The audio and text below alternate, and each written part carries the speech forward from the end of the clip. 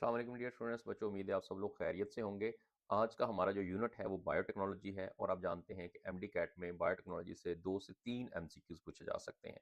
अब इसमें हमने जो टॉपिक डिस्कस करने हैं जो बहुत इंपॉर्टेंट है, उनमें हमने कुछ डायग्नोस्टिक टेक्निक डिस्कस करनी है जिसके अंदर स्पेसिफिकली मोनोक्लोनल एंटीबॉडीज हैं, फिर डीएनए आरएनए प्रोब्स हैं, उन पे हम बात करेंगे। इसमें से प्रीवियस एग्जाम जो एमडी कैट 2025 का हुआ है उसमें से क्वेश्चन पूछा गया है। उसके बाद फिर हमने जीन थेरेपी डिस्कस करनी है जिसमें इन विवो एक्स विवो है और उसके अंदर हमने सिस्टिक फिब्रोसिस की एग्जांपल जो है वो डिटेल के अंदर डिस्कस करेंगे।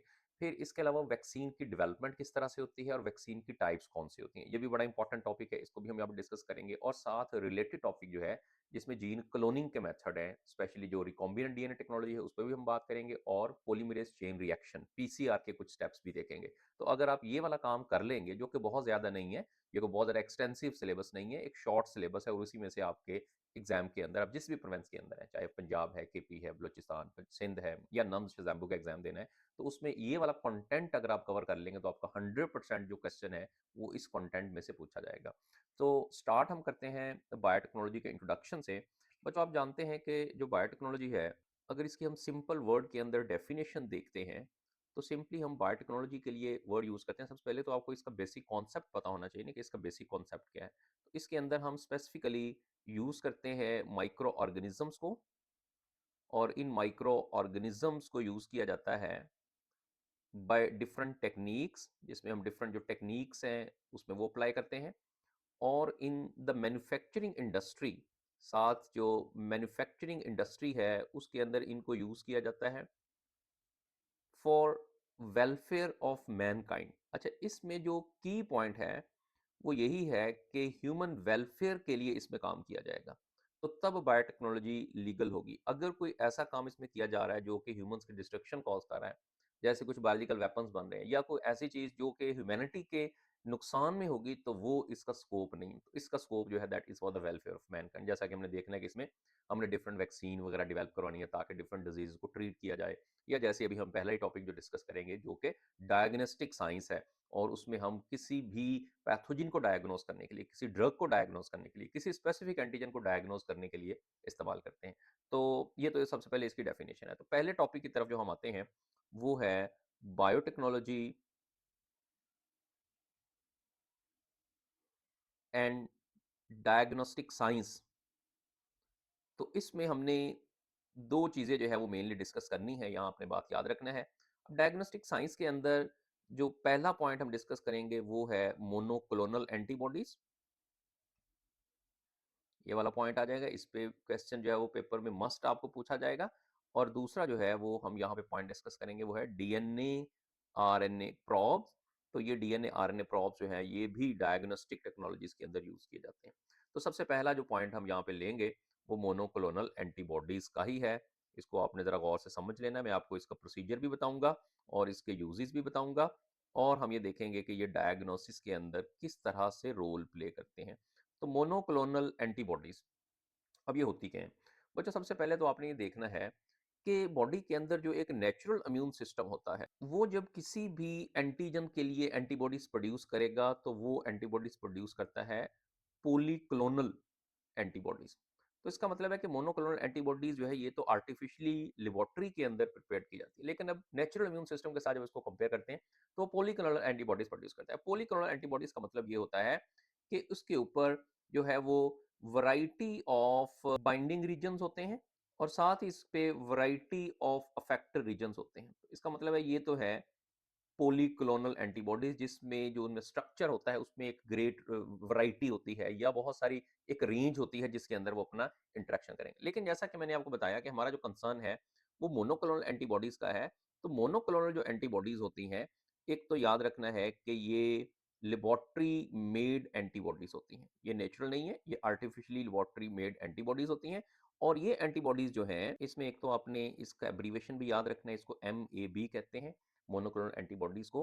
अब ये जो होती हैं that are group of identical antibodies, ये मैं यहाँ पे बड़े इंपॉर्टेंट पॉइंट लिख रहा हूं, ये आइडेंटिकल एंटीबॉडीज का ग्रुप होता है बिकॉज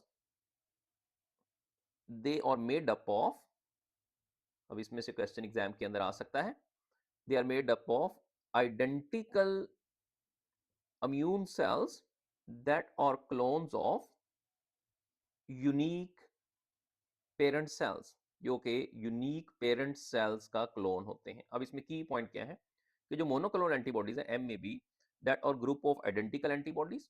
अब ये आइडेंटिकल एंटीबॉडीज किस तरह से बनती हैं? ये आइडेंटिकल इम्यून सेल से बनती हैं, और वो आइडेंटिकल इम्यून सेल्स होते हैं वो यूनिक पेरेंट सेल्स के क्लोन जो हैं वो यहाँ पे हमें मिलते हैं, या उनसे ये डिवेल्प होते हैं। तो ये 3 पॉइंट जो है यहाँ पर बहुत इंपॉर्टेंट है। अब यहाँ मैं आपको एक प्रोसीजर बताता हूँ कि इसके प्रोडक्शन का प्रोसीजर क्या होता है, फिर उसके बाद हम इसकी कुछ इंपॉर्टेंस भी बात करेंगे। तो पॉइंट हम यहाँ पर अभी डिस्कस कर लें, प्रोडक्शन ऑफ मोनोक्लोनल एंटीबॉडीज। इसके लिए एक और नाम भी यूज किया जाता है, ये भी याद रखना है, सोमैटिक सेल हाइब्रिडाइजेशन। अब इसके प्रोसीजर के अंदर एक तो हम एक एनिमल को यूज करते हैं जो कि माउस है। अब मैं पूरा आपको प्रोसीजर बताता हूँ, साथ डायग्राम बनाता हूँ, ताकि इन केस अगर कोई क्वेश्चन आ जाए तो आप उसको अटेम्प्ट कर सकें। अब माउस को सबसे पहले हम एंटीजन प्रोवाइड करते हैं ताकि वो स्पेसिफिक सेल्स हैं वो प्रोड्यूस करें। तो एंटीजन से इस माउस को जो है वो स्टिमुलेट करना है। इसके साथ हमने सेल्स यूज करने, उनको हम कहते हैं मायोलीमा सेल्स। तो मायोलीमा सेल्स हमने यूज करने। अब ये मायोलीमा सेल्स क्या होते हैं? ये कैंसरस बी लिम्फोसाइट्स होते हैं। तो ये हमने कैंसरस बी लिम्फोसाइट्स जो है इनको यूज करना है। तो पहला पॉइंट तो आपने याद रखना है कि ये दो तरह के सेल्स को हमने कंबाइन करना है। जब इन सेल्स की कॉम्बिनेशन होगी, यानी इनको और इनको हम फ्यूज करवाएंगे, when both of these cells are fused, तो उसके रिजल्ट में यहाँ पर जो सेल्स डेवलप होंगे उनको हम कहते हैं हाइब्रिडोमास। ये भी इंपॉर्टेंट पॉइंट आपने याद रखना है, इनको हाइब्रिडोमास या हाइब्रिडोमा सेल्स कहते हैं। सो किस तरह से सेल्स डेवलप हुए? By the fusion of the cells from the mouse. और माउस में से जो हमने सेल लिए हैं, कौन से सेल यहाँ से हमने लिए? अब यहाँ से तो हमने कैंसर सेल्स ले लिए, लेकिन माउस में से हमने जो सेल्स लेने हैं, दीज और द स्प्लीन सेल्स। तो स्प्लीन सेल्स हमने माउस से लिए हैं, और यहाँ से हमने कैंसर सेल्स लिए हैं, और इनके रिजल्ट में हाइब्रिडोमास डेवलप हो गए। अब ये जो हाइब्रिडोमास होते हैं, अब इनको हम कल्चर करते हैं, culture in the hat medium. ये एक स्पेसिफिक मीडियम होता है जिसके अंदर हम इनको कल्चर करते हैं। तो यहाँ पर ये वाला पॉइंट भी आपने याद रखना है कि इनको कल्चर कहाँ पे किया जाता है। और जब ये हैट मीडियम के अंदर कल्चर होते हैं, तो फिर यहाँ से हार्वेस्ट की जाती हैं मोनोक्लोनल एंटीबॉडीज। तो यहाँ से हार्वेस्ट करते हैं मोनोक्लोनल एंटीबॉडीज। अब ये स्पेसिफिक एंटीबॉडीज जो है हमने जनरेट कर ली हैं। लाइक इस तरह से मोनोक्लोनल एंटीबॉडीज हम यहाँ से हार्वेस्ट कर लेंगे। तो बच्चों, ये वाला जो प्रोसीजर है, इसमें से मस्ट क्वेश्चन एग्जाम के अंदर आ सकता है। जैसे कि ये सवाल आ भी चुका है कि कौन कौन से सेल्स को फ्यूज किया जाता है मोनोक्लोनल एंटीबॉडीज बनाने के लिए। तो इसमें मायोलीमा, कैंसर सेल्स और माउस के जो स्प्लीन सेल्स हैं, लेकिन उससे पहले उसको हमने स्टिमुलेट किया है एंटीजन के साथ। फिर हाइब्रिडोमास क्या? तो इस तरह के सवाल। So this is the somatic cell hybridization. अब जो मोनोक्लोनल एंटीबॉडीज हमने हार्वेस्ट की हैं, ये मोनोक्लोनल एंटीबॉडीज दो तरह से हमारे लिए फंक्शन जो है वो परफॉर्म कर सकती हैं। यानी अब हम सिंपली कह सकते हैं कि इन मोनोक्लोनल एंटीबॉडीज जो है, इसकी इंपॉर्टेंस क्या है? तो बच्चों, इंपॉर्टेंस में आपने याद रखना है कि क्योंकि ये है तो एंटीबॉडीज, तो ये सबसे पहले तो हम इसको एज ए थेराप्यूटिकली यूज कर सकते हैं। अब थेराप्यूटिकली यूज का मतलब क्या होता है कि हम इनको जो है वो किसी एंटीजन के अगेंस्ट जो है वो यूज किया जा सकता है।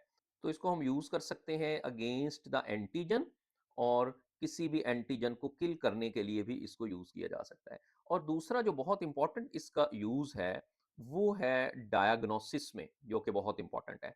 तो इसका डायग्नोसिस के अंदर क्या यूज होता है? तो इसको diagnosis of various type of illness, मुख्तलिफ तरह की जो भी बीमारियां होती हैं उनके अंदर जो एजेंट यूज होते हैं, लाइक डिफरेंट वायरल बैक्टीरियल जो प्रोडक्ट्स होती हैं, यानी वायरस बैक्टीरिया ने वहां पर इन्फेक्शन जो है वो किया है, तो उसके रिजल्ट में जो भी वहां पर चेंज आती है उसको भी ये डिटेक्ट कर सकती है।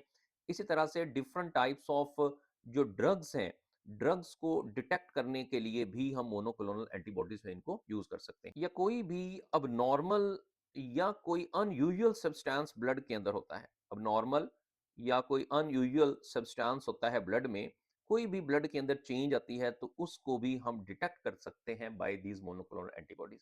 तो एक्चुअली तो इसका जो यूज है, जैसे मैंने कहा था, इसका डायग्नोस्टिक टेक्निक के अंदर यूज होता है। जैसे बच्चों, आपको सैंपल देते हैं, ब्लड सैंपल देते हैं, तो आप कहते हैं कि हमारा ब्लड को सैंपल को चेक करेंगे कि इसमें कोई जो है वो प्रॉब्लम तो नहीं है, कोई डिजीज तो नहीं है। तो वो कैसे चेक की जाती है? तो ऑलरेडी जो मोनोक्लोनल एंटीबॉडीज बनाई होती है वो किस स्पेसिफिक एजेंट के लिए बनाई होती है, उन्हें स्पेसिफिक सब्सटेंस के साथ अटैच होना है। तो जैसे आपने सैंपल दिया, उन्होंने वो मोनोक्लोनल एंटीबॉडीज़ का टेस्ट किया, तो अगर तो वो टेस्ट पॉजिटिव आ गया, तो इसका मतलब है कि उसके अंदर कोई ऐसा अनयूजुअल सब्सटेंस है सैंपल के अंदर, कोई ब्लड सैंपल है या यूरिन सैंपल है, या जो भी आप जैसे टेस्ट करवाते हैं, तो इसका मतलब है कि वो डिज़ीज़ है। अगर उसने वो चीज़ डिटेक्ट ना की उसके अंदर, तो इसका मतलब है कि वो डिज़ीज़ नहीं है। तो ये मेन इसका रोल है मोनोक्लोनल एंटीबॉडीज़ का। लेकिन उसके साथ-साथ साफ ज़ाहिर है, एंटीबॉडीज़ हैं, तो हम किसी डिज़ीज़ के अगेंस्ट उसको उस डिज़ीज़ से बचाने के लिए इंडिविजुअल को भी मोनोक्लोनल एंटीबॉडीज़ हैं वो यूज़ कर सकते हैं। तो इसमें ये बड़ा इंपॉर्टेंट पॉइंट है 2-3, और इसी में से क्वेश्चन एग्ज़ाम के अंदर आता है।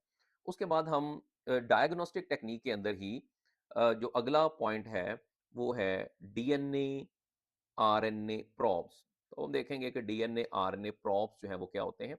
अब डीएनए और आरएनए प्रोब्स होते हैं, ये स्पेसिफिक सीक्वेंस ऑफ न्यूक्लियोटाइड्स ही होते हैं, और इनकी जो यूजुअली लेंथ होती है वो 100 टू 1000 बेसिस लॉन्ग होते हैं ये। और स्पेसिफिकली अगर आप देखें तो इनके अंदर रेडियो एक्टिव मटेरियल भी हो सकता है, क्योंकि ये भी आर्टिफिशियली मेड है ताकि इनकी प्रेजेंस को डिटेक्ट किया जा सके। रेडियो एक्टिव या ये फ्लोरेसेंट होते हैं। ठीक है, ये वाला पॉइंट भी इसमें जो है वो याद रखना है। अब ये क्या डिटेक्ट करते हैं? ये डिटेक्ट करते हैं स्पेसिफिक टाइप्स ऑफ न्यूक्लियोटाइड। इन्होंने भी कोई स्पेसिफिक न्यूक्लियोटाइड्स जो हैं उनको डिटेक्ट करना है इन सैंपल्स, जो भी सैंपल जो है वो प्रोवाइड किए जाते हैं।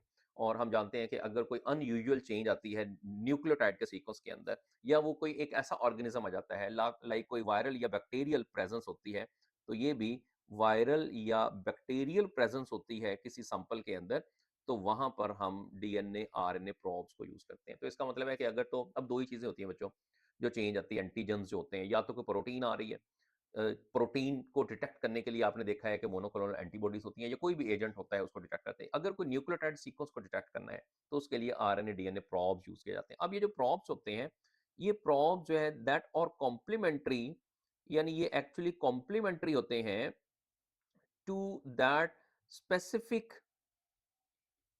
Unusual nucleotide. तो इस तरह से हम उसको जो है वो डिटेक्ट कर सकते हैं, डिफरेंट वायरल बैक्टीरियल इन्फेक्शंस को इसके अंदर डिटेक्ट किया जा सकता है। तो ये वाले पॉइंट आपने जो है वो याद रख लेने हैं। यहाँ से एक सवाल जो है वो मस्ट आपसे एग्जाम के अंदर जो है वो पूछा जाएगा। बच्चों, उसके बाद हमने जो टॉपिक नेक्स्ट डिस्कस करना है, जिसमें से आपके एमडी कैट के पेपर में क्वेश्चन आ सकते हैं, that is the gene therapy. तो सबसे पहले तो आपको ये पता होना चाहिए कि जीन थेरेपी है क्या। तो सिंपली इसके अंदर क्या किया जाता है, रिप्लेसमेंट ऑफ फॉल्टी जीन, जो हमारी बॉडी के अंदर फॉल्टी जीन है जो कि अपना प्रॉपरली फंक्शन परफॉर्म नहीं करते, उनको रिप्लेस किया जाता है विद द हेल्थी जीन। तो ये इसकी डेफिनेशन है। अब इसकी रिप्लेसमेंट के लिए डिफरेंट मेथड्स हैं वो यूज़ होते हैं, लेकिन यहाँ पर एक क्वेश्चन एग्जाम के अंदर आ भी चुका है और आ सकता है कि इसमें वेक्टर जो यूज़ किया जाता है, that carries that specific gene जिसको उसने टारगेट तक पहुंचाना है, इसमें वेक्टर जो है वो वायरस यूज़ किया जाता है। ठीक है, तो ये बड़ा इंपॉर्टेंट है बच्चों। उसके बाद अगर हम इसकी टाइप्स की बात करते हैं, तो टाइप्स में दो तरह से जीन थेरेपी हम देखते हैं। एक को हम कहते हैं इन विवो, और एक के लिए हम वर्ड यूज करते हैं एक्स विवो। एक्स विवो जो है, इसके लिए हम वर्ड इन विट्रो भी यूज किया जाता है। इन विट्रो का मतलब ही होता है कि इन लेबोरेटरी कंडीशन, यानी आउटसाइड द बॉडी हमें टिश्यूज को रिमूव करना है।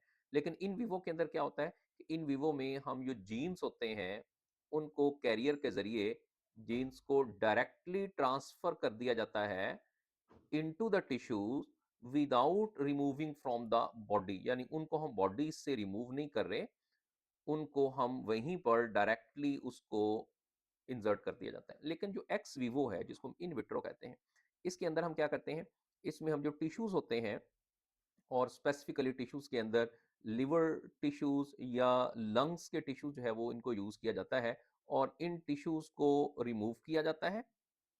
और इसमें बोन मैरो भी हो सकता है, remove from the body, body से रिमूव किया। और जो बॉडी से रिमूव किया उसके बाद हम इसमें उसको इन्फेक्टेड विद द वायरस, और उनको वायरस के साथ हम इन्फेक्ट करेंगे। और याद रखना है कि ये जो वायरस है ये एक्चुअली एक वेक्टर है, और इसके अंदर वो जीन जो है वो प्रेजेंट है जिनको हमने इंसर्ट करना है। तो दिस वायरस या इसका जीनोम होता है that contains the healthy gene. तो इसका मतलब है कि इसके अंदर हेल्दी जीन होते हैं। अब उसको इन्फेक्ट किया जाता है, और जब उसमें जीन ट्रांसफर हो जाता है, तो उसके बाद वो टिश्यूज होते हैं, then they are placed back into the body. और उसको वापस जो है वो बॉडी के अंदर रख दिया जाता है। तो इसका मतलब है कि जो एक्स विवो है या इन विट्रो है, उसमें सिंपली हम टिश्यूज़ को रिमूव करते हैं, बोन मैरो टिश्यूज़ हैं, लिवर के टिश्यूज़ हैं, लंग्स के टिश्यूज़ हैं, उनके ऊपर वायरस जिनके अंदर हमारे जीन्स होते हैं, इनके जीनोम के होते हैं, वो अटैक करवाते हैं, वो अपना डीएनए इंसर्ट करते हैं, हमारा जीन ट्रांसफर होता है उस टारगेट पर और उसके बाद उनको grafted back into the body. तो ये सबसे पहले तो आपने 2 टाइप्स जो हैं वो डिस्कस करनी है। तो अब हमारी बॉडी के अंदर डिफरेंट टाइप्स ऑफ ये टेक्निक्स यूज़ की जाती हैं। कुछ डिजीज़ेज़ के लिए एक्स विवो यूज़ की जाती है, कुछ के लिए इन विवो यूज़ की जाती है। अब यहाँ मैं लिख देता हूँ कि एक्स विवो जीन थेरेपी जो है वो कौन-कौन सी डिजीज़ के लिए यूज़ की जाती है। इन विवो में भी कुछ मेथड आपको बता देता हूँ और एक को हमने डिटेल के अंदर आपके जो सिलेबस में इंक्लूडेड है उसको इंशाल्लाह हम डिस्कस करेंगे। तो एक्स विवो के अंदर एक तो यहाँ पर हम इसको एससीआईडी डिजीज़ के लिए एक्स विवो यूज़ होती है। एससीआईडी डिजीज़ क्या होती है? This is the severe combined immuno deficiency disorder. ये स्पेसिफिकली बच्चों के अंदर होता है और इस डिसऑर्डर के अंदर जो उनमें स्पेसिफिक टाइप ऑफ एंजाइम्स होते हैं, एडीए एंजाइम, वो नॉर्मल नहीं होते, जिसकी वजह से उनमें जो बी और टी लिम्फोसाइट्स हैं वो मैच्योर नहीं हो पाते और उनमें फॉल्टी इम्यून सिस्टम होता है। तो ये इसके लिए x Vivo gene therapy use की जाती है, यानी उनके बोन मैरो टिश्यूज को रिमूव किया जाता है और उसके बाद फिर उसको वायरस के साथ इन्फेक्ट करके वापस जो है वो लगाया जाता है, जिससे ये कंडीशन क्योर हो जाती है। दूसरा इसके अंदर आपने याद रखना है कि एक और कंडीशन भी इससे ट्रीट हो सकती है एक्स विवो से, that is familial hyper cholesterolemia.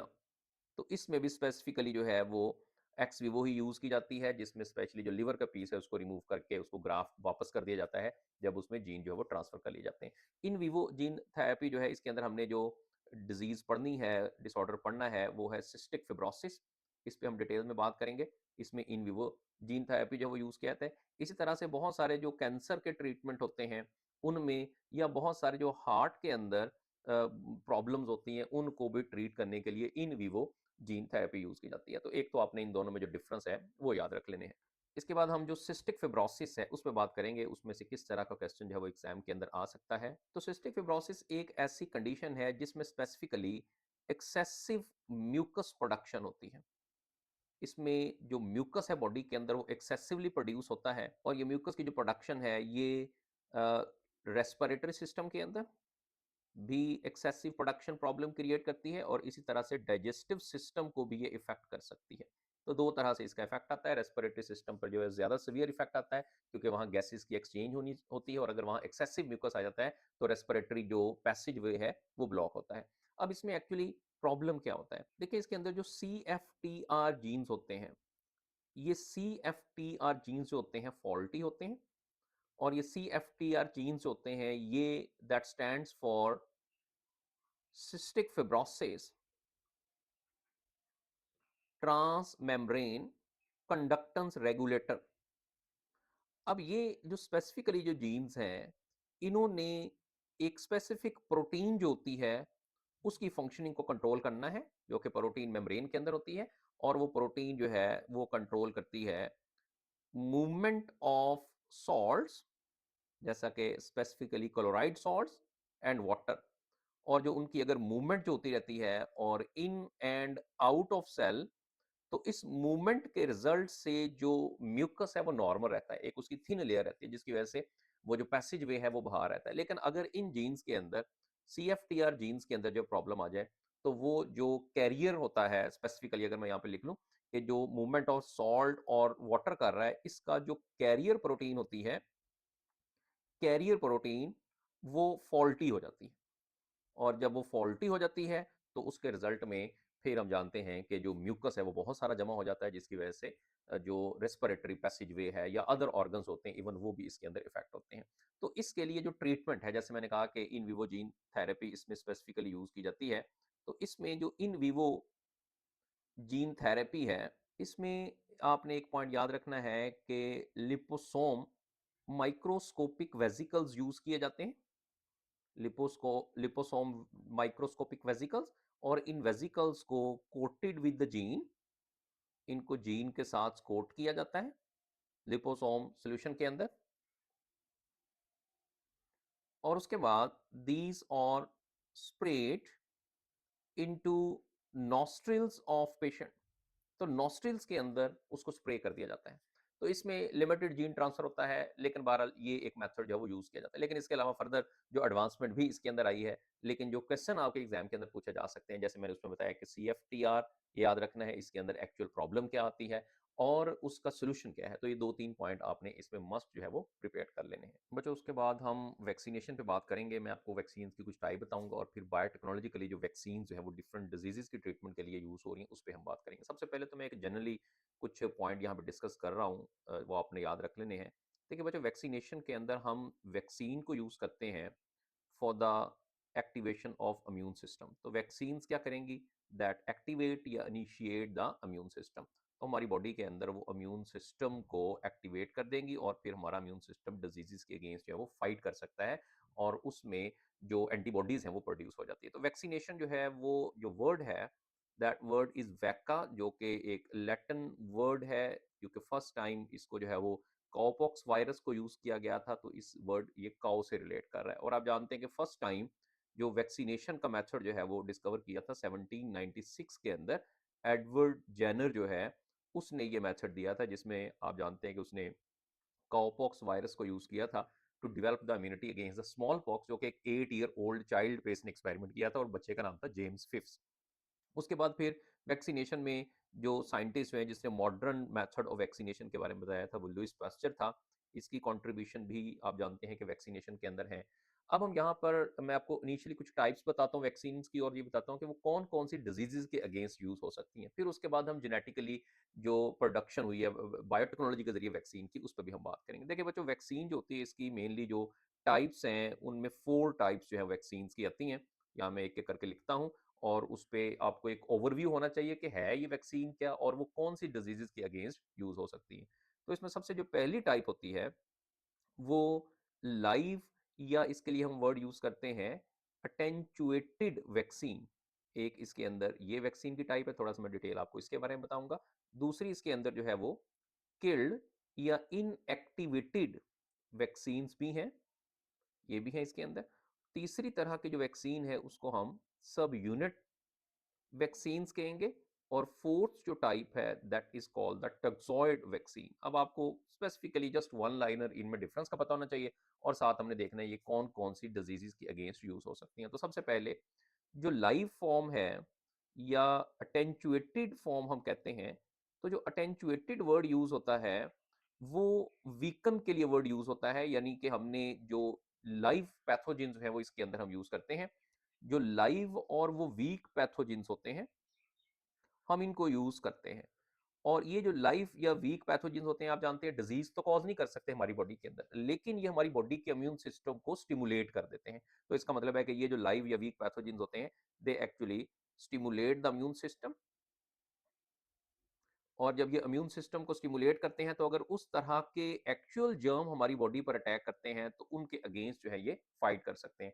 लेकिन इसके अंदर एक रिस्क ये होता है, इनकेस अगर आपसे पूछ लिया जाए कि रिस्क में जो वीक फॉर्म होती है सम टाइम उसके अंदर म्यूटेशन आती है, और अगर उसके अंदर कोई इस तरह की म्यूटेशन आ जाए, क्योंकि देखें ये लाइव है और वो म्यूटेशन के रिजल्ट में एक स्ट्रॉन्ग टाइप के अंदर भी कन्वर्ट हो सकती है और जिससे वो हमारी बॉडी को इफेक्ट कर सकती है, यानी ये इसका एक रिस्क है। लेकिन बहरहाल इसको हम यूज करते हैं एज एन वैक्सीन। अब इसके बाद हम याद रखना है कि ये कौन कौन सी जो है वो वैक्सीन किस किस डिजीज के अगेंस्ट यूज होती हैं, जो कि लाइव या अटेंचुएटेड वैक्सीन जिसको हम कहते हैं। अब इसमें स्पेसिफिकली हम एक वर्ड यूज करते हैं एमएमआर शॉर्ट्स। तो ये एमएमआर शॉर्ट्स होते हैं वो इसकी एग्जांपल है। एमएमआर जो है ये मम्स, इसी तरह से मीजल्स एंड रूबीला, इनके अगेंस्ट ये वाली वैक्सीन यूज होती हैं। इसके अलावा आपने याद रखना है कि येलो फीवर जो है उसमें भी ये वाली वैक्सीन यूज हो सकती है। और इसके अलावा ट्यूबरक्लोसिस, टीबी के अगेंस्ट भी ये वाली वैक्सीन यूज होती हैं। और इसमें स्पेसिफिकली उसका नाम भी आपने याद रखना है, BCG. BCG stands for bacillus Calmette Guerin. ये ट्यूबरक्लोसिस के अगेंस्ट या वैक्सीन यूज होती हैं। अब उसके बाद हम आ जाते हैं जो किल्ड इनएक्टिवेटेड फॉर्म है। किल्ड इनएक्टिवेटेड के अंदर जो वैक्सीन है, अब इसमें हम ये क्या करते हैं कि हम इसके अंदर जो पैथोजिन होता है, पैथोजिन को पहले किल कर लेते हैं। जो भी लाइव पैथोजिन होता है उसको किल करेंगे और किल करने के बाद हम उसको बॉडी के अंदर इंजेक्ट करेंगे एज इट इज, यानी कि उसको किल करके बॉडी में ले जाएंगे और बॉडी की इम्यून सिस्टम जो है फिर उसके अगेंस्ट एक्टिवेट होता है। लेकिन क्योंकि वो किल्ड होते हैं तो उसके अंदर ऐसा रिस्क नहीं होता कि उसमें कोई म्यूटेशन आ जाए या म्यूटेशन के रिजल्ट में वो लाइव में कन्वर्ट हो जाए या वो ज्यादा स्ट्रॉन्ग हो जाए। तो ये वाला रिस्क जो लाइव वैक्सीन का होता है वो इसके अंदर नहीं होता। अब किल्ड वैक्सीन की आपने याद रखना है कि कौन कौन सी वैक्सीन जो है वो इसमें यूज होती है। इसमें इन्फ्लुएंजा वायरस है, उसके अगेंस्ट वैक्सीन।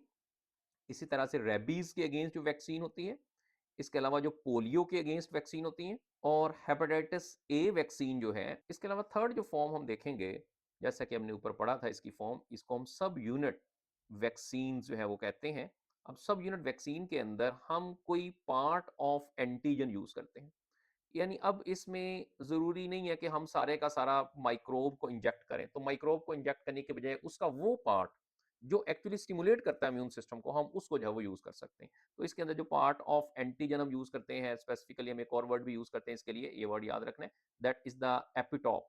एपिटॉप का मतलब ये होता है कि वही पार्ट यूज़ किया जाए या वो प्रोटीन यूज़ की जाए या कोई भी ऐसा सेगमेंट यूज़ किया जाए जो हमारे इम्यून सिस्टम जो है उसको बूस्ट कर दे। इसमें अगर हम एग्जांपल की बात करें तो एक तो आपने बात याद रखनी है कि हेपेटाइटिस जो बी वैक्सीन्स हैं, तो इसके लिए हम सरफेस प्रोटीन यूज करते हैं। सरफेस प्रोटीन को यूज करते हैं और वो सरफेस प्रोटीन जो होती है वो स्टिमुलेट करती है इम्यून सिस्टम को। तो आप ये देखें कि इसमें जो हमने सिर्फ और सिर्फ एक पार्ट यूज किया, सारे का सारा पैथोजन यूज नहीं किया, तो वो स्टिमुलेट कर देगी इम्यून सिस्टम को। और ये जो हेपेटाइटिस बी की वैक्सीन होती है, यहाँ याद रखना है कि ये वैक्सीन जो है वो जेनेटिक इंजीनियरिंग से बनाई जाती है। तो आप जानते हैं कि जेनेटिक इंजीनियरिंग हमारा एक्चुअली टॉपिक ये है कि बायोटेक्नोलॉजी के रिजल्ट में जो वैक्सीन बनाई जाती है वो कौन कौन सी हैं। तो ये वैक्सीन भी बायोटेक्नोलॉजी के रिजल्ट में बनाई जाती है। इसके अलावा जो कोविड 19 है, यानी कि जो कोरोना वायरस है, उसके अंदर अगर हम बात करें तो उसमें स्पेसिफिकली जो वैक्सीन होती हैं जिसमें फाइजर है, इसी तरह से मॉडर्ना है या जॉनसन है, ये वो एंटीबॉडीज हैं जो कि एमआरएनए टेक्नोलॉजी से बनाई जाती हैं। अब इसमें जो एमआरएनए टेक्नोलॉजी यूज होती है तो उसमें भी एक स्पेसिफिक पार्ट जो होता है, लाइक इसके अंदर जो है वो वायरस की जो स्पाइक प्रोटीन्स होती हैं। ये वाला क्वेश्चन जो है वो सिंध एग्जाम के अंदर आ भी चुका है कि इसमें जो स्पाइक प्रोटीन्स होती हैं वो एक्चुअली यूज की जाती हैं और वो हमारी बॉडी के अंदर एक्टिवेट करती हैं इम्यून सिस्टम को। तो ये भी हम इसको सब यूनिट वैक्सीन के अंदर लिख सकते हैं और ये भी एक बायोटेक्नोलॉजिकल प्रोडक्ट है, या हम कह सकते हैं कि इसको भी जेनेटिक इंजीनियरिंग से बनाया जाता है। इसके अलावा ह्यूमन पेप्लोमा वायरस, इसको हम एचवीवी कहते हैं, एचपीवी, ह्यूमन पेप्लोमा वायरस। तो इस वायरस के अगेंस्ट भी जो वैक्सीन है, एक तो वो बायोटेक्नोलॉजिकल प्रोडक्ट है और इसके अंदर भी हम क्या करते हैं, हम सरफेस प्रोटीन को यूज करते हैं। तो जब हम सरफेस प्रोटीन को यूज करते हैं तो आप जानते हैं ये भी एक सब यूनिट है किसी एक एजेंट का और ये इम्यूनिटी को एक्टिवेट करने के लिए यूज किया जाता है। अब इसके बाद हम फोर्थ फॉर्म जो डिस्कस करेंगे, जैसा कि मैंने आपको ऊपर 4 फॉर्म इसकी बताई थी, दैट इज द टैक्सॉइड वैक्सीन। तो बच्चों इसमें भी आपने याद रखना है कि टॉक्सॉइड वैक्सीन का क्या मतलब होता है। ये भी एक अनदर फॉर्म है जिसके अंदर हम जानते हैं कि एक्चुअली जो बैक्टीरिया होते हैं वो different types of toxins produce करते हैं। अब ये टॉक्सिन्स जो ये प्रोड्यूस करते हैं, अब इनको यूज किया जाता है इम्यून सिस्टम को बूस्ट करने के लिए। अब इन टॉक्सिन को सबसे पहले इनएक्टिवेट किया जाता है और इनको इनएक्टिवेट करके बॉडी के अंदर इंजेक्ट कर लिया जाता है। और जब इनको बॉडी के अंदर इंजेक्ट किया जाता है तो बॉडी अब इसके अगेंस्ट जो है वो डिवेल्प करती है इम्यूनिटी या एंटीबॉडीज जो है वो डिवेल्प कर लेती है। तो इसका मतलब है कि इसको, जिसमें हम टॉक्सिन्स को यूज करके बॉडी का इम्यून सिस्टम बूस्ट करें, तो उसको हम टैक्सॉइड वैक्सीन कहते हैं। इसके अंदर जो कॉमन एग्जांपल है जिसमें हम ये वाली वैक्सीन यूज करते हैं, इसमें डिप्थीरिया डिजीज के अगेंस्ट और जो टेटनस है इसके अगेंस्ट टैक्सॉइड वैक्सीन यूज की जाती है। तो बच्चों ये 4 तरह की वैक्सीन है और इनमें जो जो मैंने आपको एग्जांपल दी हैं इनको आपने लर्न कर लेना है। इन केस यहाँ से क्वेश्चन आ जाए तो आप इसका जो है वो आंसर करेंगे। तो ये वाला टॉपिक आपने इसको कर लेना है। अब इसके बाद हमने डिस्कस करनी है different types of biotechnological products, के कौन कौन सी बायोटेक्नोलॉजिकल प्रोडक्ट्स हैं वो बनाई जाती हैं, और उसके बाद हम कुछ प्रोसीजर जो है वो डिस्कस करेंगे। तो बच्चों याद रखना है कि जो बायोटेक्नोलॉजिकली प्रोडक्ट डेवलप की गई हैं for the welfare of Mankind, उसमें इंसुलिन है जो कि बहुत कॉमन है। आप जानते हैं कि ब्लड शुगर लेवल जो है उसको कंट्रोल करने के लिए ये जो बायोटेक्नोलॉजिकली प्रोडक्ट है। फिर इसी तरह से ह्यूमन ग्रोथ हार्मोन, तो ये भी आपने बात याद रखना है कि जो ह्यूमन ग्रोथ हार्मोन है ये भी एक बायोटेक्नोलॉजिकली प्रोडक्ट है। फिर इसी तरह से टिश्यू प्लाज्मिनोजिन एक्टिवेटर, ये मैं कॉमन बायोटेक्नोलॉजिकली प्रोडक्ट लिख रहा हूँ, अगर इनके हिसाब से पूछ लिया जाए तो टिश्यू प्लाज्मिनोजिन एक्टिवेटर जो है ये भी एक बायोटेक्नोलॉजिकल प्रोडक्ट है। फिर इसके अलावा हीमोफीलिया की ट्रीटमेंट के लिए जो ब्लड क्लॉटिंग प्रोटीन्स हैं या ब्लड क्लॉटिंग फैक्टर्स हैं, वो भी बहुत कॉमन जो है वो जो बायोटेक्नोलॉजिकली प्रोडक्ट हैं जो कि ह्यूमन वेलफेयर के लिए यूज की जाती हैं। इसके अलावा अगर आप फर्दर देखेंगे तो आपको इंटरफेरॉन्स मिलेंगे, इंटरफेरॉन्स हैं, फिर इसी तरह से बीटी टॉक्सिन्स, इसमें मैं थोड़ी-थोड़ी फर्दर आगे डिटेल जो है वो ऐड करूँगा, और डिफरेंट जो एंजाइम्स हैं, उनको भी बायोटेक्नोलॉजिकली प्रोडक्ट के तौर पे जो है वो प्रोड्यूस किया जाता है। अब हम यहाँ पर अगर ये देखें कि कौन से बैक्टीरिया जो है वो इसके अंदर रिस्पॉन्सिबल होते हैं, ये बड़ा इंपॉर्टेंट क्वेश्चन है, यहाँ मैं लिख देता हूँ ताकि आपको इसमें आसानी हो।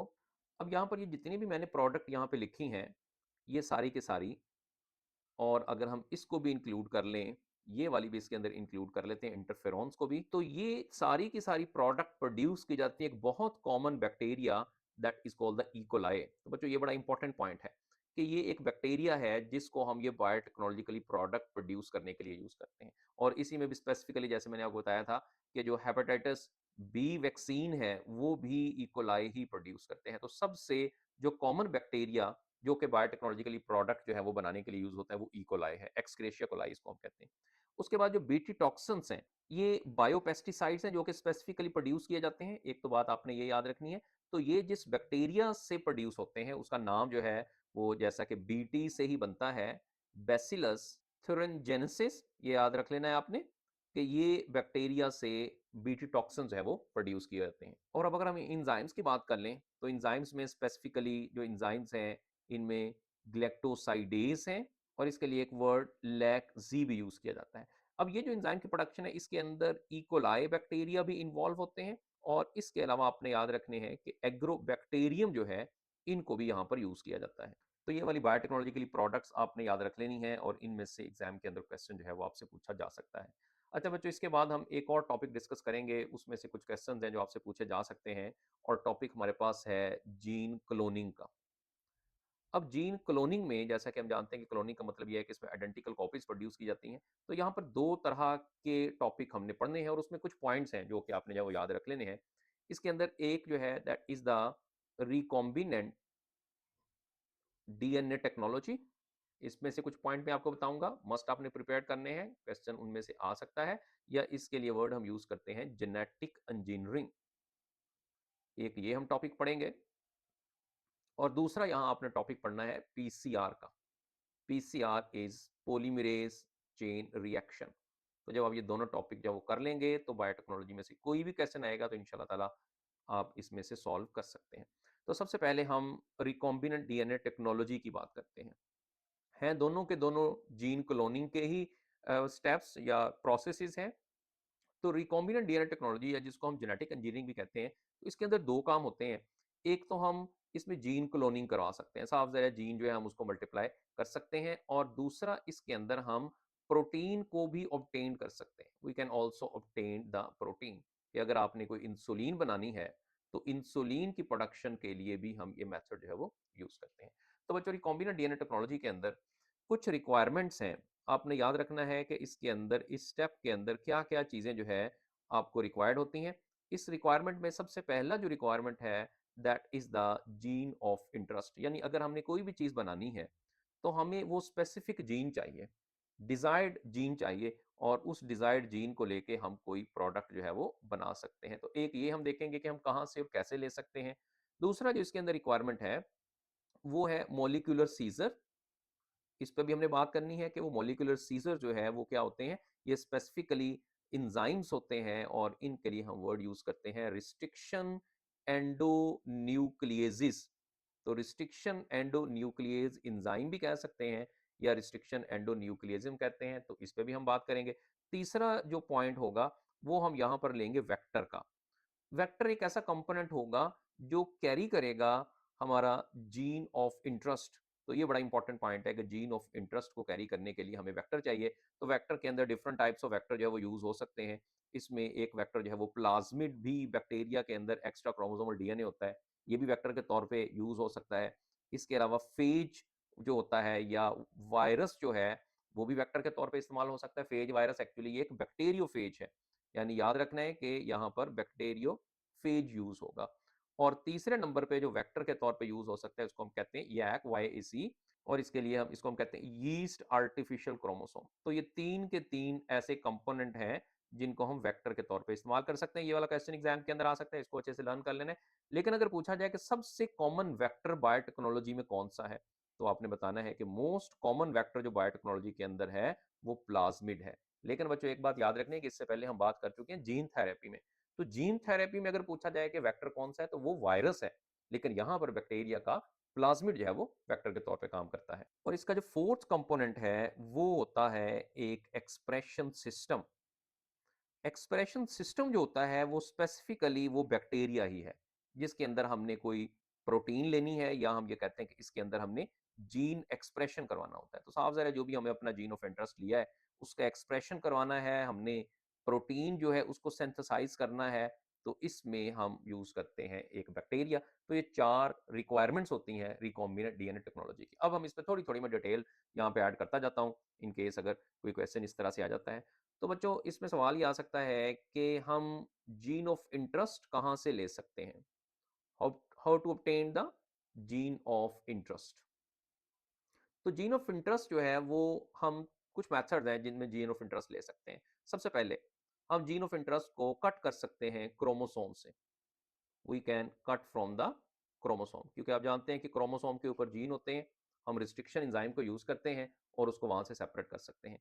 दूसरा हम ये देखते हैं कि हमें जीन ऑफ इंटरेस्ट लेने के लिए एक प्रोसेस भी यूज किया जाता है, that is called the reverse transcription. तो रिवर्स ट्रांसक्रिप्शन के रिजल्ट में भी जीन ऑफ इंटरेस्ट जो है वो डेवलप किया जा सकता है। रिवर्स ट्रांसक्रिप्शन क्या होता है, देखिए इसके अंदर हम क्या करते हैं, मैसेंजर आरएनए से डीएनए बनाते हैं, और जो इसमें डीएनए बनता है साफ सारे जीन्स डीएनए के अंदर होते हैं, उसको हम सी डीएनए कहते हैं। तो ये भी एक पॉइंट है कि कॉम्प्लीमेंट्री डीएनए कौन सा होता है। कॉम्प्लीमेंट्री डीएनए वो होता है जो कि रिवर्स ट्रांसक्रिप्शन के रिजल्ट में बने। तो यहां से भी हम जीन ले सकते हैं। और इसके अलावा जो तीसरा मेथड है वो ये है कि अगर जो जीन है वो स्मॉल साइज्ड है, छोटे साइज का जीन है, तो हम उस जीन को सिंथेसाइज कर सकते हैं लेबोरेटरी के अंदर। तो तीन मेथड है जिसमें हम जीन ऑफ इंटरेस्ट जो है वो ले सकते हैं, तो ये आपने तीनों याद रख लेने हैं। उसके बाद हमने बात की थी मॉलिक्यूलर सीजर की। तो यहां से एक दो पॉइंट मैं आपको बता देता हूं जो आपसे एग्जाम के अंदर पूछे जा सकते हैं। मॉलिक्यूलर सीजर में जो एंजाइम था वो रिस्ट्रिक्शन एंजाइम था, और रिस्ट्रिक्शन एंजाइम या वर्ड हमने यूज किया था रिस्ट्रिक्शन एंडोन्यूक्लियेज। अब रिस्ट्रिक्शन एंडोन्यूक्लियेज के अंदर सबसे पहले तो आपने याद रखना है कि रिस्ट्रिक्शन एंडोन्यूक्लियेज में कौन कौन से एंजाइम्स हैं। इसमें एक जो है जो बहुत कॉमन एंजाइम है रिस्ट्रिक्शन एंजाइम में, that is EcoR1, restriction enzyme 1। वैसे तो बच्चों देखें about 400 types of restriction enzyme है, लेकिन उसमें EcoR1 जो है ये बहुत ज्यादा कॉमन है। और इसके अलावा एक आपने याद रखना है लेमडा हिंड 3, और ये भी इसके अंदर जो है वो रिस्ट्रिक्शन एंजाइम होते हैं। अब ये जो रिस्ट्रिक्शन एंजाइम है, इन रिस्ट्रिक्शन एंजाइम की जो इंपॉर्टेंस होती है, वैसे तो बहुत सारे रिस्ट्रिक्शन एंजाइम यूज हो सकते हैं, वो डीएनए को कट कर सकते हैं, लेकिन इन एंजाइम्स को जो कि ज्यादा कॉमनली यूज होते हैं उनकी इंपॉर्टेंस ये होती है कि उन्होंने स्टिकी एंड्स प्रोड्यूस करने होते हैं, यानी इनमें स्टिकी एंड्स प्रोड्यूस होते हैं। एक तो बात ये याद रखना है, और दूसरा इनका जो एक्शन होता है वो स्पेसिफिकली हम देखते हैं कि एक ऐसी साइट पे होता है जिसको हम कहते हैं पैलिंड्रोमिक सीक्वेंस। तो उनका एक्शन जो है वो पैलिंड्रोमिक सीक्वेंस पे होता है। अब पैलिंड्रोमिक सीक्वेंस पे जब इनका एक्शन होता है तो उसके रिजल्ट में वो स्टिकी एंड प्रोड्यूस करते हैं, और जब स्टिकी एंड्स प्रोड्यूस हो जाते हैं then now it's easy to insert the gene of interest.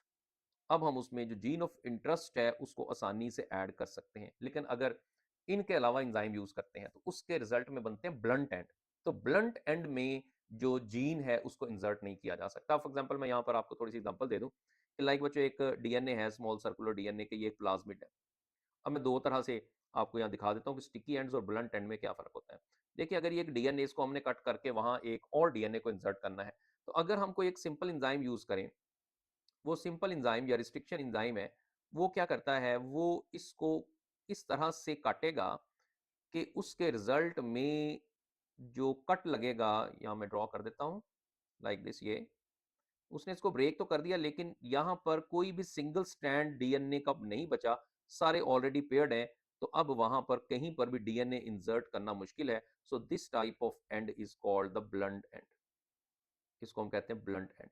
लेकिन अगर हम इस पर अप्लाई करें एक रिस्ट्रिक्शन एंजाइम, लाइक मैं कहता हूं कि ई को R1 जो है वो इस पे अप्लाई करें, तो जब ये इसको ब्रेक करेगा, उसको काटेगा, तो उसके रिजल्ट में क्या होगा, उसके रिजल्ट में ये ऐसे पार्ट इस तरह से कट करेगा कि उसमें कुछ ऐसे न्यूक्लियोटाइड हमें मिलेंगे जो कि सिंगल स्ट्रैंडेड होंगे। बाकी तो उनमें आपस में पेयरिंग हुई है, लाइक यहाँ पर पेयरिंग हुई है, इसी तरह से हम देख रहे हैं कि यहाँ पर पेयरिंग हुई है। लेकिन अब इसमें ये जो पार्ट है जो कि सिंगल स्ट्रैंडेड है, ये वाला और ये वाला, अब इसके ऊपर हम जीन को इंसर्ट कर सकते हैं। फॉर एग्जांपल यहाँ जीन इंसर्ट करना है तो वो इसके साथ पेयरिंग कर लेगा, इसी तरह से यहाँ पर जीन इंसर्ट होगा तो वो इसके साथ पेयरिंग कर लेगा, तो इस तरह से वहाँ जीन इंसर्ट कर सकते हैं। तो जहाँ जीन इंसर्ट हो सकता होता है उसके लिए हम वर्ड यूज करते हैं स्टिकी एंड्स। तो अब आपको ये पता चल गया कि स्टिकी एंड्स का जो फायदा होता है वो होता है कि वहां पर किसी जीन को इंसर्ट किया जा सकता है। तो ये एक पॉइंट इसमें याद रखना है। दूसरा जो पैलिंड्रोमिक सीक्वेंस होता है, ये पैलिंड्रोमिक सीक्वेंस क्या होता है, ये स्पेसिफिक सीक्वेंस ऑफ न्यूक्लियोटाइड्स होता है। यहां पे लिख देता हूं, स्पेसिफिक सीक्वेंस ऑफ न्यूक्लियोटाइड्स, और स्पेसिफिकली ये 4 to 8 न्यूक्लियोटाइड का सीक्वेंस होता है that arrange symmetrically in reverse order, यानी वो रिवर्स ऑर्डर के अंदर सिमेट्रिकली अरेंज हो। अब किस तरह से, फॉर एग्जांपल मैं यहाँ कुछ आपको ऑप्शन दे देता हूँ कि आपने आइडेंटिफाई करना है कि कौन सा पैलिंड्रोमिक सीक्वेंस है। मैं लिखता हूँ ATATCGA, इसी तरह से 6 न्यूक्लियोटाइड लिख लेता हूँ। चले यहाँ पर बीटा में लिखता हूँ CAATTG, चार्ली में लिख लेता हूँ ATCGAT, ये लिख देता हूँ, और डेल्टा में लिख देता हूँ TACGAT। इनमें से आपने ये बताना है कि कौन सा पैलिंड्रोमिक है। अब पैलिंड्रोमिक देखने के लिए हमने इनकी कॉम्प्लीमेंट्री बेसिस बनाने। अब फॉर एग्जांपल मैं पहले वाले का बनाऊंगा यहाँ पर अल्फा का, तो कॉम्प्लीमेंट्री कैसे बनेगा, सी जी के सामने सी आ जाएगा, सी के सामने जी आ जाएगा, फिर ए, फिर टी, फिर ए, और फिर टी, ये आ गया। अब अगर बीटा में बनाऊंगा, बीटा में आ जाएगा CAATTG, और इसके बाद अगर मैं चार्ली का बनाऊं तो चार्ली का जो बनेगा वो बनेगा ATCGAT। अब डेल्टा का मैं बनाता हूं कॉम्प्लीमेंट्री, तो ATCGTA। अब आपने देखना है कि अगर हम उसको इधर से पढ़ें किसी भी न्यूक्लियोटाइड को और इधर से पढ़ें, अगर वो सेम होगा तो वो पैलिंड्रोमिक होगा। अब जैसे कि पहले का मैं देखता हूँ, इधर से ये टी से स्टार्ट हो रहा है, यहाँ जी से स्टार्ट हो रहा है, इसका मतलब है ये नहीं हो सकता पैलिंड्रोमिक। आगे मजीद पढ़ेंगे तो वो सेम नहीं होंगी। अगर आप बीटा को देखें तो इधर से मैं देखूंगा ये जी है और इधर भी जी है, फिर इधर से टी है, फिर टी है, फिर टी है, फिर टी, फिर ए और सी सी, तो इसका मतलब है कि मुझे एक सीक्वेंस तो ये वाला जो है वो पैलिंड्रोमिक मिल गया। यानी उसको दोनों तरफ से आप पढ़ेंगे तो आपको सेम मिलेगा, अरेंज है सिमेट्रिकली रिवर्स ऑर्डर के अंदर। अगले को देख लें, क्या वो पैलिंड्रोमिक तो नहीं है, हो सकता है वो पैलिंड्रोमिक हो। तो इधर टी है, फिर ए है, वो ए है, फिर जी है, फिर जी है, सी सी टी टी ए, तो इसका मतलब है कि ये भी हमारे पास पैलिंड्रोमिक ही है। तो मैंने रफली ड्रॉ किए थे, अब आप देख लें कौन कौन से पैलिंड्रोमिक मिल रहे हैं। डेल्टा में आ जाएं तो आप देखेंगे यहाँ पर ये टी है, यहाँ ए है, इसका मतलब पहले से ही पता चल गया कि ये पैलिंड्रोमिक नहीं है। तो ये जो दोनों के दोनों सीक्वेंस है, दीज सीक्वेंस और पैलिंड्रोमिक सीक्वेंस। तो इस तरह से क्वेश्चन आपसे आ सकता है कि आइडेंटिफाई करें कि कौन सा पैलिंड्रोमिक सीक्वेंस है। तो आपने सिंपली उसका कॉम्प्लीमेंट्री बनाना है, तो अगर वो सेम और रिवर्स ऑर्डर के अंदर सेम सीक्वेंस शो कर रहा है तो इसका मतलब पैलिंड्रोमिक है। तो इनके ऊपर जो एंजाइम है, जो कि हमने रिस्ट्रिक्शन एंजाइम देखे, वो यहाँ पर एक्ट करेंगे या इसके करीब एक्ट करेंगे, और उसके रिजल्ट में जो स्टिकी साइट्स हैं वो प्रोड्यूस करेंगे। उसके बाद जो एक और कंपोनेंट है वेक्टर, इस पे हम बात कर लेते हैं। वेक्टर का मैं ऑलरेडी आपको बता चुका हूँ कि वेक्टर कोई एक प्लाज्मिड भी वेक्टर हो सकता है, इसी तरह से फेज डीएनए भी वेक्टर हो सकता है। समटाइम इन दोनों का कॉम्बिनेशन होता है। एक वर्ड और याद रख लेना, अगर इन दोनों का कॉम्बिनेशन आप यूज करते हैं तो उसके लिए हम वर्ड यूज करते हैं कॉस्मिड। तो ये वाली टर्म भी इन केस अगर पूछ ली जाए कि कॉस्मिड क्या होता है, so combination of both plasmid and phase DNA. इसके अलावा एक आपको बताया था ईस्ट आर्टिफिशियल क्रोमोसोम। तो सिंपली आपने क्या करना है कि इनके जो नेम्स हैं वो याद रख लेने हैं। एक तो इनके नेम याद रख लेने, दूसरा मैं प्लाज्मिड के बारे में थोड़ी सी डिटेल आपको बताऊंगा कि प्लाज्मिड जो है, जैसे मैंने कहा था, it's a most common type of vector. सबसे जो कॉमन टाइप है वो वेक्टर की प्लाज्मिड है। उसकी वजह ये होती है कि प्लाज्मिड जो है that contain genes for disease resistance इसमें जीन्स होते हैं और उस जीन्स के अंदर रेजिस्टेंस होती है for the disease and drug resistance, ठीक है। तो ये इसमें इंपॉर्टेंट है। प्लाज्मिड की कुछ टाइप जो ज्यादा कॉमनली यूज होती हैं, एक यूज होती है PSC101, ठीक है, एक यूज होती है PUC19 और एक इसमें यूज होती है PBR322। अब ये तीनों के बारे में याद रखना है आपने कि कौन कौन सी और इसमें इसकी कौन किस चीज की इसमें रेजिस्टेंस होती है, कौन सी एंटीबायोटिक की। तो इसमें जो रेजिस्टेंस होती है PSC101 में, रेजिस्टेंस फॉर टेट्रासाइक्लिन, ये वाला पॉइंट आ सकता है कि टेट्रासाइक्लिन के लिए रेजिस्टेंस होती है। और अगर हम PCUC19 की बात करूंगा तो इसमें जो रेजिस्टेंस होती है फॉर द एम्पिसिलिन, इसमें एम्पिसिलिन के लिए रेजिस्टेंस है। और इसके अंदर PBR322 में दोनों के लिए रेजिस्टेंस होती है for both tetracycline and ampicillin.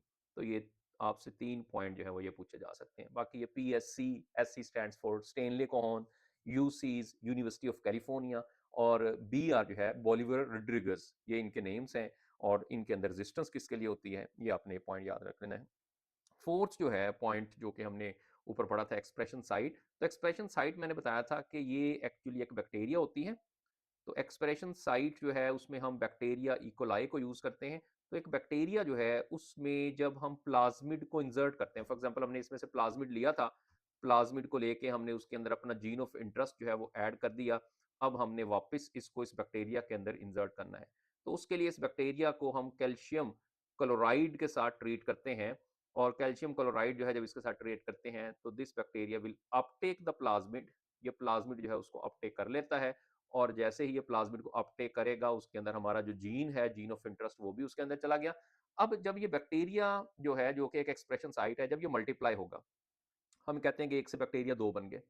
तो बच्चों देखें, जब एक से दो बैक्टीरिया बन जाएंगे तो साथ जो प्लाज्मिड है, साफ ज़ाहिर है, वो भी डुप्लीकेट करेगा। और उसके अंदर क्योंकि हमारा जीन ऑफ इंटरेस्ट है, तो वो जीन ऑफ इंटरेस्ट जो है वो भी डुप्लीकेट होगा। तो इससे क्या होगा, इससे एक तो हमारे पास यहाँ पर जीन क्लोनिंग हो रही है, जीन क्लोनिंग हो रही है। और दूसरा, क्योंकि ये एक लिविंग सिस्टम है बैक्टीरिया का, तो इसके अंदर जो हमारा डीएनए है वो आरएनए बनाएगा, और आरएनए जो है वो ट्रांसलेशन के रिजल्ट में प्रोटीन बनाएगा। और प्रोटीन, हमारे पास वही प्रोटीन बनेगी जिस तरह का हमने जीन ऐड किया था। लाइक हमने इंसुलिन का अगर जीन ऐड किया था तो इसमें प्रोटीन बनना शुरू हो जाएगी। तो इसका मतलब है कि इवन जो बैक्टीरिया होते हैं, इसमें जीन क्लोनिंग के साथ साथ हम अपने डिजायर्ड प्रोटीन भी या डिजायर्ड प्रोडक्ट भी ले सकते हैं। और ये प्रोटीन जब यहाँ बन जाएगी या इंसुलिन बन जाएगी, अब इसके बाद हम इससे एक्सट्रैक्ट कर सकते हैं और उसको किसी भी डिसऑर्डर को, जैसा कि इंसुलिन जो है वो यूज होती है अगेंस्ट डायबिटिक कंडीशन के जो ब्लड ग्लूकोज लेवल को कम करने के लिए इस्तेमाल होती है। तो इसका मतलब है कि ये जो रिकॉम्बिनेंट डीएनए टेक्नोलॉजी है, इसमें जो जेनेटिक इंजीनियरिंग है, इसमें हम जीन क्लोनिंग भी करवा सकते हैं और साथ हम प्रोटीन भी ऑब्टेन कर सकते हैं। तो जितने भी पॉइंट है रिकॉम्बिनेंट डीएनए टेक्नोलॉजी के लिए, आपने इसको अच्छे से लर्न कर लेना है। दूसरा जो मेथड हमने कहा था जीन क्लोनिंग का, जो कि ज्यादा एफिशिएंट मेथड है, this is called the PCR. PCR stands for polymerase chain reaction. एक तो आपने याद रखना है कि ये एक चेन रिएक्शन है। कुछ पॉइंट मैं आपको बताऊंगा इसमें जो क्वेश्चन आ सकते हैं। अब इसके अंदर हम एम्पलीफाई कर सकते हैं डीएनए के पार्ट को, एम्पलीफाई द टारगेटेड डीएनए। तो एक बहुत छोटा सा पार्ट जो डीएनए का है, उसको हम यहाँ पर एम्पलीफाई कर सकते हैं। That would be less than 1 ppm। तो ये भी क्वेश्चन इसमें आ सकता है, यानी स्मॉलेस्ट पार्ट को भी हम एम्पलीफाई कर सकते हैं। अब लेकिन हमें यहाँ पे प्रोडक्ट नहीं मिलेगी, लेकिन जीन क्लोनिंग इसके अंदर होती है। और ये मेथड जो है, साइंटिस्ट ने जिसने इसको डिस्कवर किया था, कैरी बी मिलिस ने इस मेथड के बारे में बताया 1983 में। अब इसमें जो बहुत इंपॉर्टेंट है बच्चों, वो इसके अंदर स्टेप्स हैं और हर स्टेप की क्या इंपॉर्टेंस है, इसमें हम बात करेंगे। तो इसके अंदर एक्चुअली 3 स्टेप हैं जो कि साइक्लिक वे में चलते हैं। एक पहला जो स्टेप है, इसको हम हीटिंग कहते हैं। कुछ चीज़ें आपने इसमें याद रखनी है, and that is also called the denaturation. ये भी हम इसके लिए जो है वो वर्ड यूज करते हैं। और दूसरा जो है यहाँ पर जो इसका स्टेप है, वो अनीलिंग है। दूसरा, ये स्टेप का सीक्वेंस भी याद रखना है, इसके लिए हम वर्ड फ्रीजिंग भी यूज करते हैं, टेम्परेचर थोड़ा सा डिक्रीज करता है। थर्ड स्टेप जो है, इसको हम कहते हैं एक्सटेंशन। तो तीनों स्टेप और इसका सीक्वेंस जो है आपने इसमें याद रखना है। एक तो ये इसमें इंपॉर्टेंट है। दूसरा बच्चों, इसके अंदर टेम्परेचर कितना होता है हर स्टेप के अंदर, ये बड़ा इंपॉर्टेंट है। इसमें टेम्परेचर 94 टू 96 डिग्री या इसके करीब करीब को भी वैल्यू आएगी, आप उसको चूज करेंगे। इसके अलावा जो अनिलिंग होता है, इसमें जो टेम्परेचर है वो 50 टू 56 डिग्री या जो भी इसके करीब-करीब टेम्परेचर आएगा उसको चूज़ करेंगे और एक्सटेंशन में जो टेम्परेचर है दैट इज़ अबाउट 72 डिग्री। तो इन टेम्परेचर के अंदर एक्चुअली इसके अंदर वर्किंग होती है। इसके अलावा जो इन स्टेप्स के अंदर इवेंट आते हैं लाइक पहला स्टेप है हीटिंग का, डीनेचुरेशन का, इसमें अनवाइंडिंग ऑफ डीएनए होती है। क्योंकि डीएनए जो होता है उसमें 2 स्ट्रैंड होते हैं और आपस में न्यूक्लियोटाइड का सीक्वेंस होता है और वो आपस में कॉम्प्लीमेंट्री स्ट्रैंड के साथ अटैच होते हैं लाइक ये एक डीएनए आप जानते हैं डीएनए के अंदर इस तरह से पेयरिंग हुई हुई है और वो कॉम्प्लीमेंट्री बेस पे आपस में अटैच है। तो हीटिंग करके हम यहाँ से इसके अंदर ये पेयरिंग है उसको ब्रेक करते हैं। तो इसका मतलब है कि इसमें जो स्ट्रैंड्स हैं उनको जो है वो सेपरेट किया जाता है, उनके दरमियान जो हाइड्रोजन बॉन्ड है उनको ब्रेक किया जाता है। तो इस स्टेप को हम कहते हैं डीनेचुरेशन या हीटिंग। नॉर्मल जो डीएनए रेप्लिकेशन होती है सेल के अंदर वहां पर हम एंजाइम यूज करते थे हेलिकेज, ये आपने पढ़ा हुआ है, लेकिन यहाँ हम उसको हीट करके डीएनए के दोनों स्ट्रैंड को सेपरेट करेंगे। अनीलिंग के अंदर या फ्रीजिंग के अंदर क्या होता है, इसमें जो सबसे इंपॉर्टेंट इवेंट होता है जो आपने याद रखना है that is the addition of primer. और इसमें जो प्राइमर है वो डीएनए वाला प्राइमर यूज होता है, लेकिन डीएनए रेप्लिकेशन जो सेल में नेचुरली होती है वहां आरएनए प्राइमर यूज होता है। और इसमें अगर ये पूछा जाए कि कितने न्यूक्लियोटाइड होते हैं तो आपने बताना है कि यहाँ पर 20 न्यूक्लियोटाइड्स का ये डीएनए प्राइमर होता है। लेकिन अगर आप एक नेचुरल डीएनए रेप्लिकेशन की बात करेंगे, जैसा कि मैंने बताया कि वहां प्राइमर आरएनए वाला होता है और उसमें 10 न्यूक्लियोटाइड होते हैं, यहाँ पर 20 न्यूक्लियोटाइड वाला डीएनए प्राइमर होता है। तो बच्चों जब देखें कि यहाँ पर जो दोनों स्ट्रैंड जब एक दूसरे सेपरेट हो जाएंगे यहाँ पर, और अब इनमें डीएनए रेप्लिकेशन जो है उसी सूरत में होगी जब इसमें प्राइमर ऐड होगा। तो इन दोनों स्ट्रैंड्स के ऊपर इस केस के अंदर यानी अनिलिंग के अंदर प्राइमर लग जाएगा, यहाँ पे प्राइमर ऐड हो गया है और यहाँ पर जो है वो प्राइमर ऐड हो गया है, तो प्राइमर की एडिशन होगी। This is the very important change of the component जो कि हमें अनिलिंग के अंदर मिलेगा। अब एक्सटेंशन जो है इसमें क्या होना है, एक्सटेंशन जैसा कि आप जानते हैं कि इसमें एडिशन ऑफ न्यूक्लियोटाइड्स होनी है। यहाँ पर प्राइमर ऐड हुआ है, वहां पर न्यूक्लियोटाइड्स की एडिशन होनी है, यहाँ पर ये पॉइंट है। अब न्यूक्लियोटाइड की एडिशन जो है वो किसने करनी है, न्यूक्लियोटाइड की एडिशन एंजाइम ने करनी है जिसको हम कहते हैं डीएनए पॉलीमरेज, जो कि यहाँ पर यूज होगा। लेकिन डीएनए पॉलीमरेज जो पीसीआर में यूज होता है उसका नाम आपने याद रखना है, that is called the Taq polymerase. अब ये टैग पॉलीमरेज जो होता है, टैग स्टैंड्स फॉर, ये एक बैक्टीरिया से आइसोलेट होता है, उसको हम कहते हैं थर्मस इक्वेटिकस। और ये एक ऐसा बैक्टीरिया है जो कि हाई टेम्परेचर पे रहता है, या हम ये कहते हैं कि ये हॉट स्प्रिंग्स में रहता है। और जिस वजह से इसमें से जो इंजाइम हम आइसोलेट करते हैं टैग पॉलीमरेज, तो याद रखना है कि ये एक थर्मोस्टेबल इंजाइम है। ये सवाल आ सकता है, एक तो वर्ड यूज होता है थर्मोस्टेबल इंजाइम, यानी हाई टेम्परेचर पर भी ये वर्किंग कर सकता है। दूसरा यहाँ पर इसी तरह का एक वर्ड और भी यूज हो सकता है, उसको हम कहते हैं थर्मो इनसेंसिटिव इंजाइम।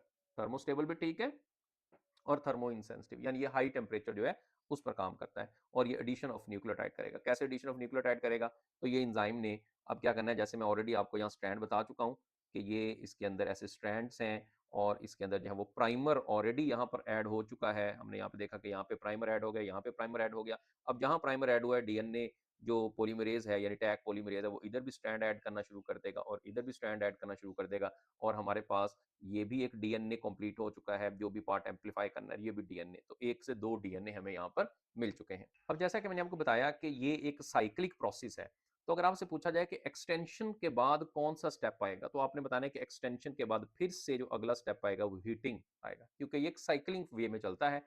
इसी वजह से पीसीआर जो होता है इसके लिए हम एक वर्ड जो है वो यूज करते हैं थर्मोसाइक्लर।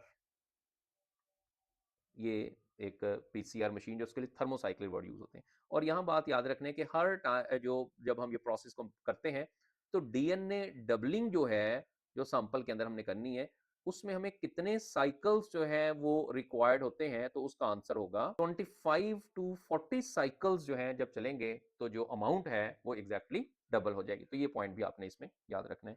अब इसके साथ ही हमने देखना है कि इसके यूजेस क्या हैं, इसकी इम्पोर्टेंस क्या है और कहाँ-कहाँ पर कौन-कौन से फिनोमिनास के अंदर हम पॉलीमरेज चेन रिएक्शन जो है इसको यूज कर सकते हैं। मैं यहाँ पे कुछ नेम्स लिख देता हूँ, इन केस अगर आ जाए तो आप बता सकते हैं कि पीसीआर का यूज ये है। इसको हम मेडिकल डायग्नोसिस में यूज किया जा सकता है, यानी कोई डिजीज को डायग्नोस करने के लिए, कोई वायरल बैक्टीरियल इन्फेक्शन को डायग्नोस करने के लिए पीसीआर हम यूज करते हैं। इसके अलावा फोरेंसिक एनालिसिस के अंदर इसको यूज किया जाता है कि समटाइम हमें डीएनए टेस्टिंग के जरिए किसी क्रिमिनल तक, किसी कल्प्रिट तक पहुंचना होता है, उसमें भी इसको यूज़ किया जाता है। जैसे मेडिकल डायग्नोसिस में हमने कोई डिज़ीज़ को, कोई जेनेटिक डिज़ीज़ को, किसी वायरस को, बैक्टीरिया को एनालाइज़ करना है, इसी तरह से हम फोरेंसिक साइंस जो होती है, इसका मतलब होता है कि हम किसी क्रिमिनल तक कोई जो क्राइम होता है, वहाँ से डीएनए सैंपलिंग होती है, तो वहाँ पर भी जो पीसीआर है, उसका यूज़ है। इसके अलावा अगर हम बात करें, तो इसको हम एनवायरमेंटल मॉनिटरिंग के लिए भी यूज़ कर सकते हैं। तो ये वाला पॉइंट भी मैं लिख देता हूँ कि एनवायरमेंटल जो मॉनिटरिंग है, उसके लिए भी हम पीसीआर को यूज़ कर सकते हैं। तो इसका मतलब ये होता है कि जो एनवायरमेंटल सैंपल्स होते हैं, वहाँ अगर कोई पैथोजेन्स को देखना है या वाटर की क्वालिटी को आइडेंटिफाई करने के लिए, वहाँ पे कोई अगर पैथोजेन प्रेज़ेंट है, उसको आइडेंटिफाई करने के लिए, तो ये सारी की सारी चीज़ें जो है वो एनवायरमेंटल मॉनिटरिंग के अंदर आ जाती हैं। इसके अलावा इसको जेनेटिक रिसर्च के अंदर यूज़ किया जाता है। तो जेनेटिक रिसर्च में स्पेशली जो ओल्ड मम्मीफाइड अगर कोई पार्ट है, उसमें से डीएनए को लेके हम उसकी एवोल्यूशनरी हिस्ट्री के बारे में बता सकते हैं। और इसके अलावा जो पैटर्निटी टेस्टिंग होती है, यानी कि जो बच्चे होते हैं अगर सम टाइम मिक्स हो जाते हैं हॉस्पिटल के अंदर, उनमें पैटर्निटी इश्यू आ जाता है कि हमने उसके ओरिजिनल पेरेंट्स तक पहुँचना है, तो वहाँ पर भी जो पीसीआर है, उसको अप्लाई किया जाता है। तो बच्चों पीसीआर से रिलेटेड आपने ये चीज़ें जो है वो याद रख लेनी है और हमने इसी तरह से जीन क्लोनिंग के 2 मेथड पढ़ लिए हैं और बायोटेक्नोलॉजी में जितने भी पॉइंट जिनमें से क्वेश्चन आपके एग्ज़ाम के अंदर आ सकते हैं, तमाम प्रीवेंसिस के अंदर 2 से 3 सवाल हार्डली इससे पूछे जाने हैं और अगर आप इस लेक्चर को अच्छे से प्रिपेयर्ड कर लेते हैं और साथ जो बुक है उसमें से आप चैप्टर प्रिपेयर कर लेते हैं, प्रैक्टिस कर लेते हैं क्वेश्चंस की, पास्ट पेपर्स को देख लेते हैं, तो इंशाल्लाह ताला आपका इसमें से कोई भी क्वेश्चन जो है वो गलत नहीं होगा। So that's all for today's lecture. अल्लाह हाफ़िज़।